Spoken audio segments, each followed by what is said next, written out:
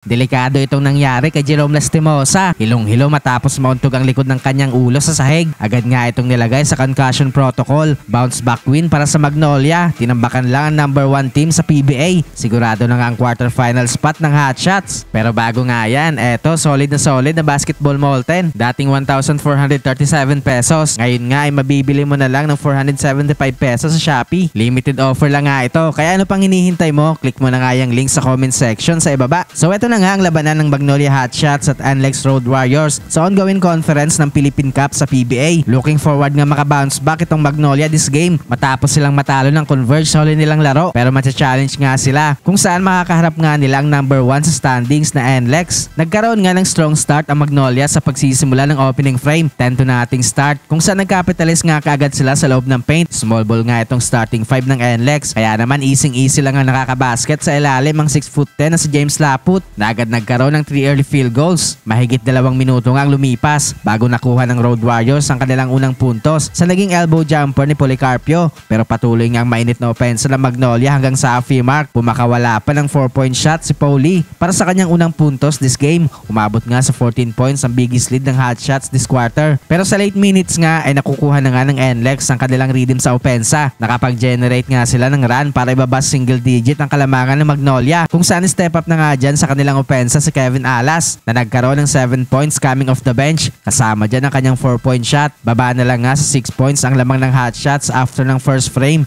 28-22. Second quarter ay bigla nga ulit umarangkada ang opensa ng Magnolia sa first few minutes. Bigla nga nag-step up sa kanilang opensa sa Chris Kuhn at Rom De La Rosa. Lumulobo na nga itong kalamangan ng Hotshots na umabot na sa 15 points. Pero delikado nga itong nangyari sa kanilang young star na si Lastimosa. Naumpog nga niya ang likod ng kanyang ulo sa sahig dahilan para mahilo ito. Tagal ngang hindi nakatayo si Jerome. At nang naitayo na nga siya ay hilong-hilo pa rin nga ito. Dahil nga dyan ay diniretso nga muna siya sa kanilang locker room at agad itong nilagay sa concussion protocol dahil hindi nga biro ang mga ganitong insidente. Na-maintain nga ng Magnolia ang kanilang double-digit lead hanggang sa late minutes na umabot pa sa 17 points. Magtatapos nga ang first half sa score na 47-30. Third quarter ay dito na nga nagkaroon ng big run ng NLEX Road Warriors sa first few minutes na ibaba nga nila single digit ang kalamangan ng Hotshots na pinangunahan ni Cyrus Torres. Pero hindi nga na-maintain ng NLEX ang kanilang run na yan kung saan nagkaroon nga ng counter ang Magnolia Hotshots na pinangunahan ng kanilang star player na si Xavier Lucero. Balik na nga ulit sa double digit itong kalamangan ng Hotshots kung saan biglang ang pumutok dito ang 3-point shooting ng Magnolia. Kaya naman magtatapos nga ang third frame na lamang ng 18 points ng Hotshots, 70-52. Fourth quarter ay patuloy nga ang mainit na shooting sa labas ng Magnolia. Bigla pang kumana ng 4-point shot si Javi Gomez Deliano na maintain nga ng Hotshots ang kanilang malaking kalamangan all throughout the quarter. Hindi na din nga nagkaroon pa ng comeback ang NLEX. Kaya naman sa huli nga ay panalo Magnolia kung saan sigurado na nga ang kanilang spot sa quarterfinals.